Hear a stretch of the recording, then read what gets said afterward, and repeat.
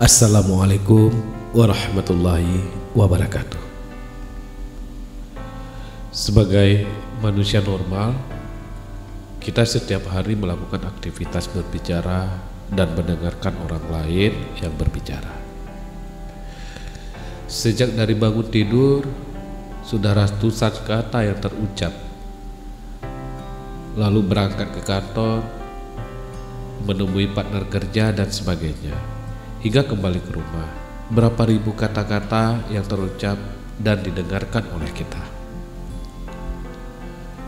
Melalui pendengaran dan penglihatan, setiap hari kita merekam begitu banyak kata-kata, baik yang positif maupun sebaliknya. Dari pengalaman saya sehari-hari, begitu banyak informasi negatif dengan mudahnya saya temui di mana-mana. Misalnya di beranda Facebook, saya melihat seorang teman memaparkan status sedang bete. Yang lainnya menulis kayaknya mau sakit. Bahkan ada aku kepingin mati.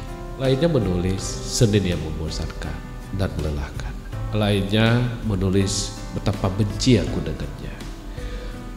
Berita-berita kecelakaan, perkosaan, perampokan, pembunuhan selalu menjadi headline di televisi, selalu menjadi berita utama di surat kabar, radio maupun internet.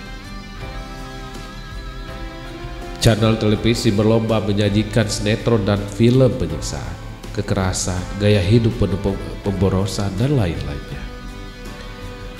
Tentu di sisi lain, saya juga mendengarkan orang-orang media menyuarakan hal-hal yang positif, tetapi porsinya jauh lebih sedikit. Masyarakat cenderung menyukai berita yang kejadiannya mengerikan.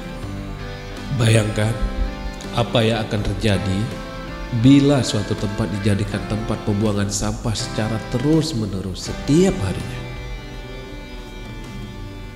Tentu tempat itu baunya tak enak, menjadi sarang penyakit, tidak nyaman menjadi tempat tinggal.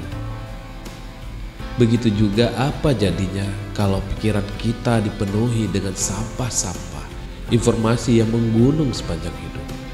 Pikiran kita akan tercemar.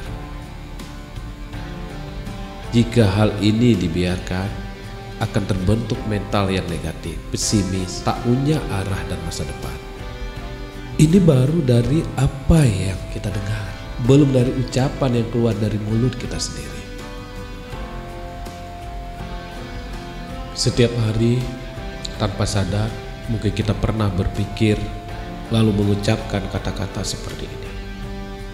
Saya bosan, saya sedang tidak fit, saya benci sekali sama keadaan ini. Saya merasa malas, saya merasa tak ada yang memperhatikan saya bodoh, saya sedih, saya tak berbakat, saya kecewa, dan sebagainya. Di sisi lain, kita pasti tidak mentolerir praktek dukun-dukun jahat dengan sengaja menjampi-jampi yang konon katanya bisa mencelakai orang lain.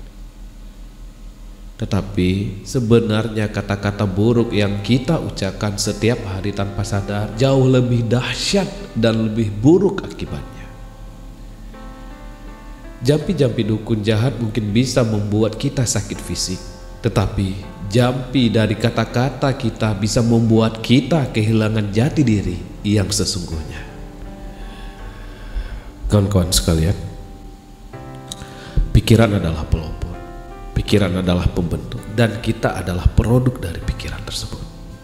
Kalimat bijak ini menjadi rambu dalam menjaga diri kita.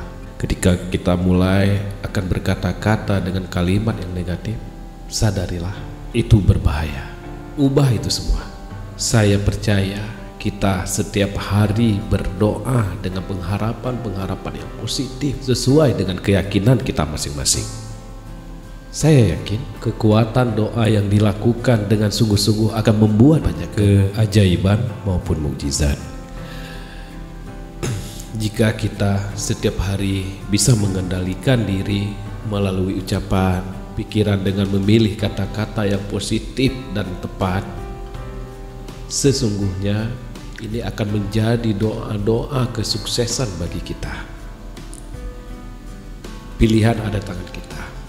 Mau memilih doa kesuksesan, atau kita malah memilih jampi-jampi yang penuh kehancuran? Untuk menghentikan sebuah kebiasaan lama, caranya adalah dengan melakukan sebuah kebiasaan baru yang berlawanan. Semoga ungkapan, kata-kata dalam video ini bisa menginspirasikan baik itu untuk saya maupun teman-teman sekalian, dan memberikan manfaat untuk kita semua. Amin, amin ya rabbal alamin. Jadilah diri sendiri, ya selalu berbuat baik, karena kita diciptakan selain untuk beribadah juga untuk makhluk hidup yang lain, yaitu dengan rahmatan lil alamin. Terima kasih. Assalamualaikum warahmatullahi wabarakatuh.